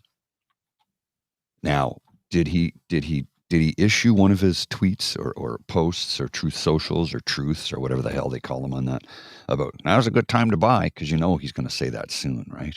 Right. So he's tanking the market. People are losing their life savings, but he doesn't care because his rich friends will get rich when he says now's a good time to buy. Then he'll lift the tariffs again and watch the market go back up. Yeah.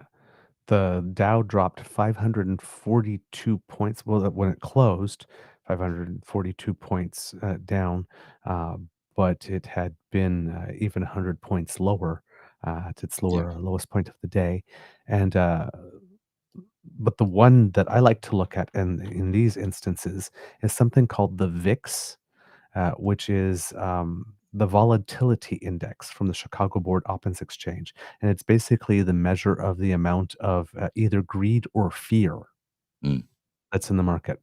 And when the VIX goes up, that's fear. Right. The VIX went up 21.89% on Friday. Yikes. That's a lot of fear. That's a lot of fear. That's a lot of people losing a lot of money. Yeah. That is not good. Now, again, like I said, he'll turn around and do something. He'll chicken out next week, probably. Well, let me say, this being a Friday that this episode is airing, he's probably already chickened out and backed down. That's a spike up. That's a huge spike up. to spike up. Let's see here. See, Wow. and this was around Liberation Day. See how much it spiked Okay. when he Yeah. came up, and then it Yeah. settled down because he was checking out, and now it's starting up again. Dumbest man on planet Earth to ever hold a position of that power. Oh, Ever. man.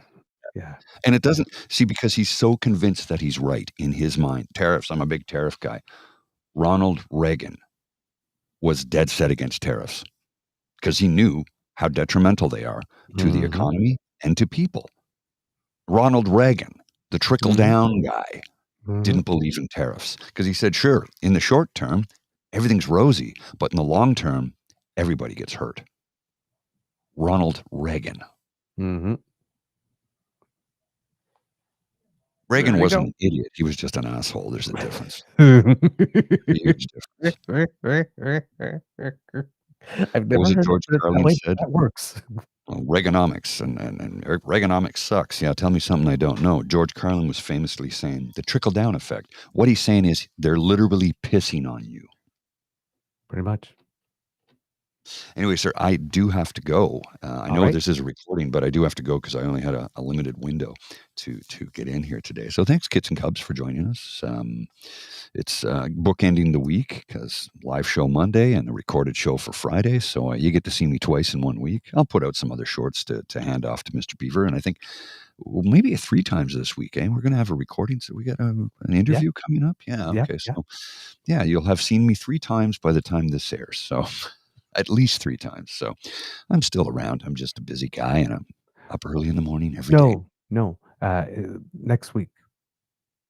The 2 extras that we're going to be recording are going to be for Monday and Tuesday of the following week. For the following week. Oh, okay. Yes. Okay. So they'll get you. If we record those, they'll get you 3 days in a row. Okay. But with So the weekend Friday, Monday, Tuesday. All right. Yes.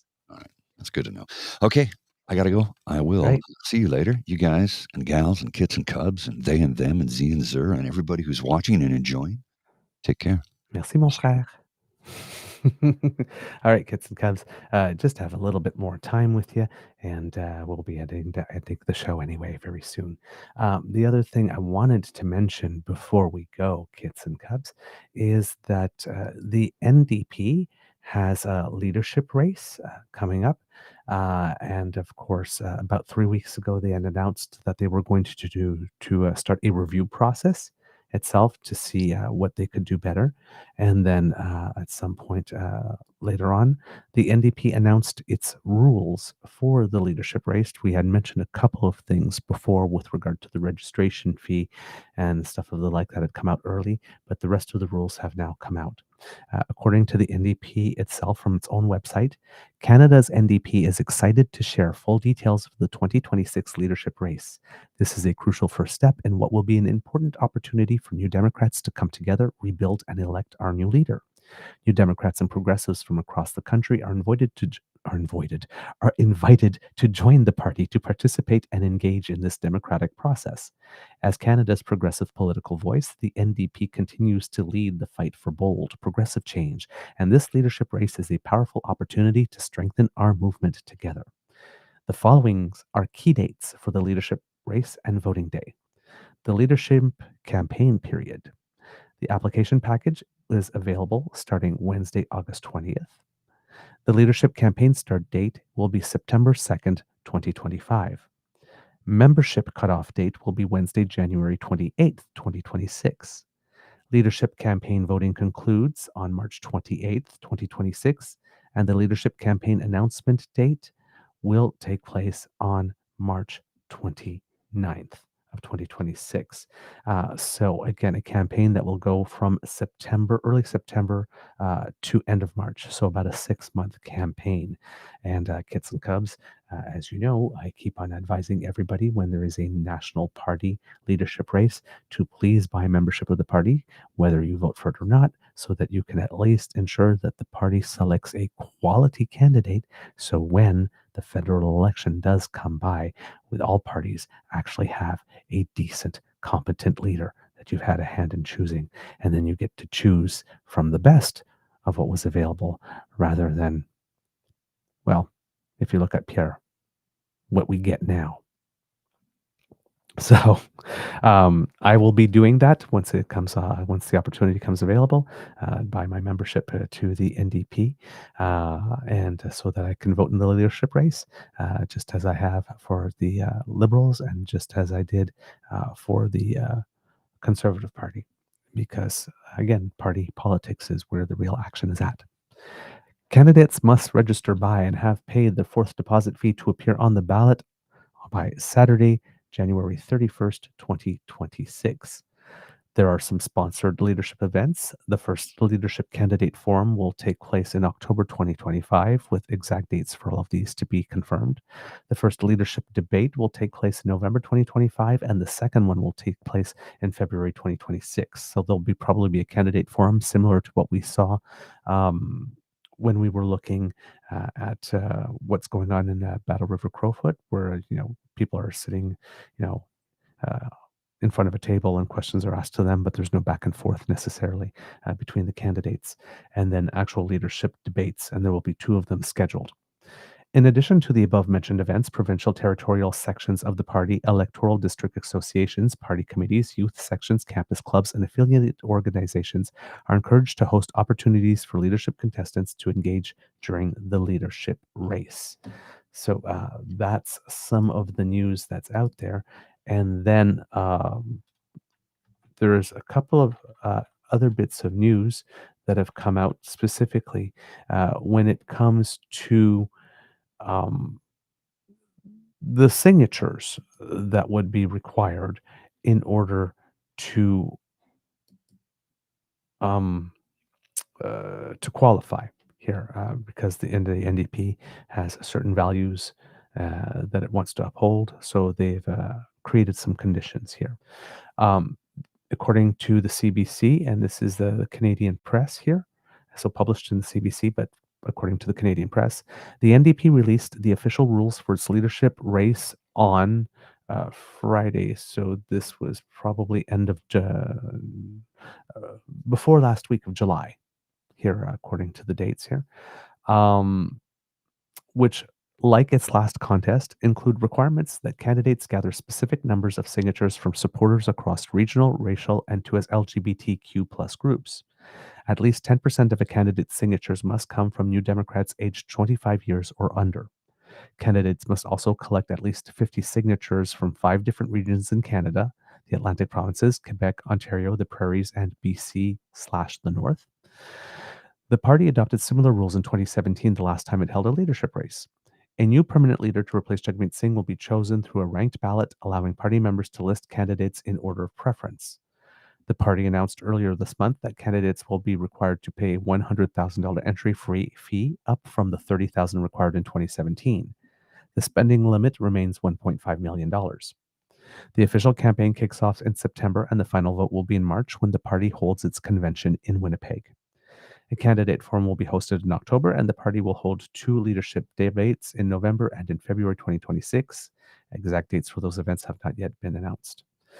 We need a strong NDP in Ottawa to stand up for workers because we are the party of workers, said NDP National Director Lucy Watson in a statement. This leadership contest will give NDP members the opportunity to come together and elect a leader who will carry forward the critical work of cracking down on corporate greed, fixing our healthcare system, and lowering costs for the working class. The rules also contain new safeguards against alleged foreign interference. It states that leadership teams, quote, must attend any unclassified briefings offered by the Government of Canada, Elections Canada, or any other relevant authority. For classified matters involving alleged foreign interference that are classified, the powers of the NDP's Chief Electoral Officer and the Leadership Vote Committee are delegated to the National Director or a designate that has required security clearance. Rules around third parties were laid out as well, making it clear that candidates are prohibited from cooperating and accepting contributions or advertising from outside entities. These rules likely emerged after the BC NDP 2022 leadership race between Anjali Appadurai and the province's current premier David Eby, who was later acclaimed. Appadurai disagreed with a report by the party's executive that she engaged in, quote, serious improper conduct by working with third parties, including an environmental group, to sign up members on her behalf. The rules for the federal NDP's 2026 leadership race state that nothing, quote, precludes or discourages the independent, good faith participation or endorsement of affiliated labor organizations. And in the event a third party supports or opposes a leadership hopeful, creating the appearance of collusion, it states, quote, the leadership contestant must take all necessary steps to dispel such interferences and or doubts. So those are the basic terms that are out there with regard to the party leadership race. I'm just going to take a look at one other place here to see if there was any other additional information about the types of signatures that needed to be collected here. And nope, everything I needed to say was indeed contained in the Canadian Press article. So there you go, kids and cubs. The rules are out, and that's sometime in March. Some people are. Is it March? I've already forgotten. Oh my God, I'm so terrible. Anyway, people will be applying for their candidate packages in order to compete in the race. And yeah, there you go. Nice to see democracy in action. All right, kids and cubs, that's the end of this episode of the Daily Beaver Morning Show. We hope that you love listening to us because we love making this for you. Remember, sharing is caring, and word of mouth is priceless. So please tell your peeps and poops all about us. We really appreciate it when you do. Now, kids and cubs, if you do not want to miss an episode of our show because you might be busy and on the go, we'd like to help with that. Take us with you. We're portable. Our ears-only version, available in podcast format, made available to you thanks to the generous contribution of the Ray Girl, who sponsors our pod page. podpage.com/the truenortheagerbeaver with a hyphen between each one of those words. And if you go there and click subscribe when we have something fresh off the bandwidth, it comes directly to you. Boom. You don't even have to go looking for it. We make it really easy because we like to help. Now, in turn, if you would like to help us, you can do so by going down to the True North Eager Beaver Media Incorporated YouTube page, where we have our buttons for you to smash with, like share and subscribe. I can hear you, Kit Elaine. I can hear you, Kit Cassie, beckoning, asking people to come and smash. And if you're watching, remember, if you smash now, you don't have to remember to do it before you leave. Go ahead, smash. I'll wait.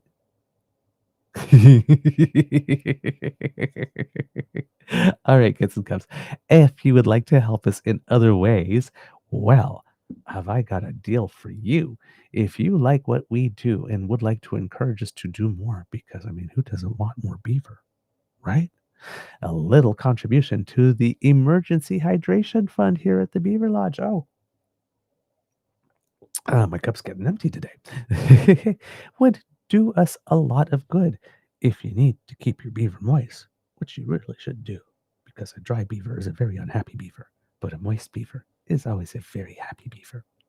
Kids and cubs, you can do so by scanning that QR code, coffeeko-fi.com/eagerbeaver.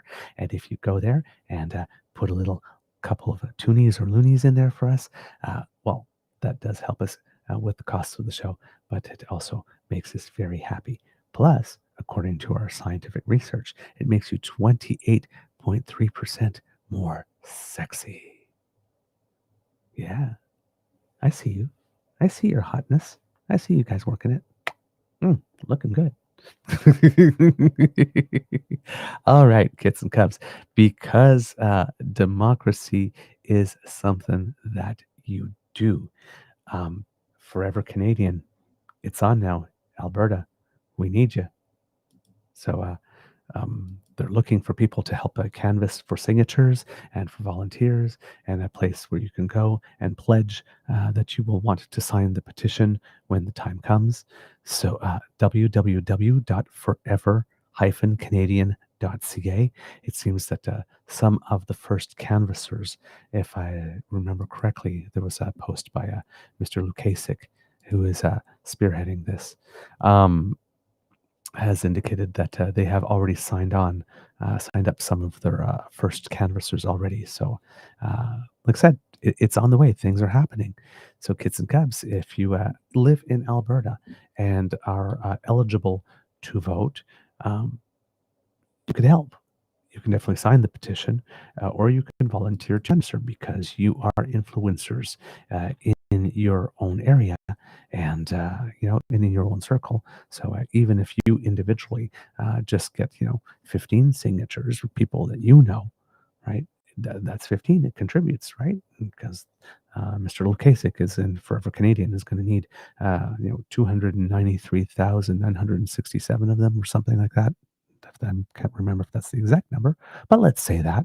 And then, of course, he's going to need a hell of a lot more because Danielle Smith is going to do her best to invalidate some of these signatures. So we don't only need to sign if we want to have a referendum question that's more pro-Canada, but we have to sign in numbers too great to manipulate and make it undeniable so that whatever game that Danielle Smith has planned cannot be played with her winning, of course. So please, if you are able to do that, we would be very grateful because this is a beautiful country. And I don't know, I have a little Al Green going on in me. Let's stay together. So we would love your help. Words of wisdom, kids and cubs. Again, I'm not the wise one. Usually that's Mr. Grizzly. But, um, I'm going to say it, if you're feeling lonely, call a friend.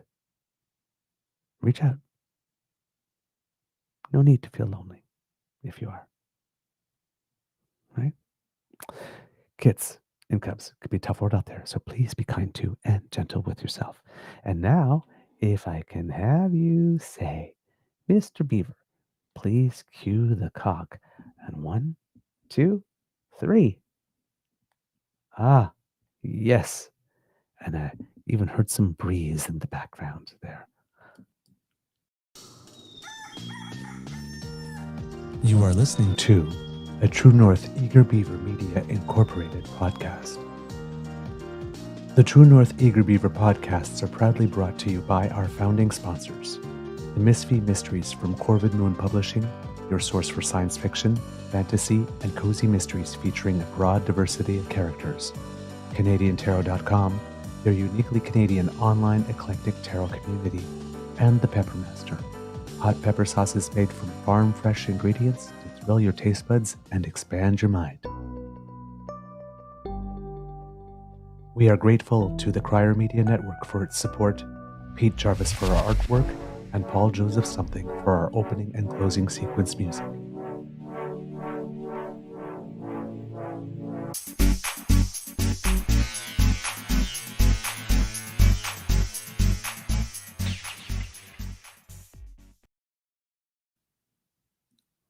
All right, kids and cubs. I had something that I was going to say, and it popped out of my mind just as it came. Ah, well. Well, then, in that case, since I can't remember what I was going to say, I'm just going to say amour et bisous. Oh, now I remember.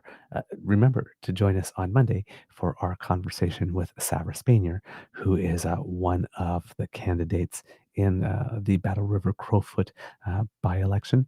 We will have her with us for about an hour, and we'll probably add a couple of other things about what's going on in Alberta to tack on to that to give you a little extra beaver, not have such a short show. But we will have her, and we'll talk about her run for the seat and what her experience of campaigning in this by-election has been, because it has been very different than Bonnie Critchley's. So we'll bring that for you. All right, kids and cubs. Have a great weekend, and we will see you on Monday. And now, I vanish.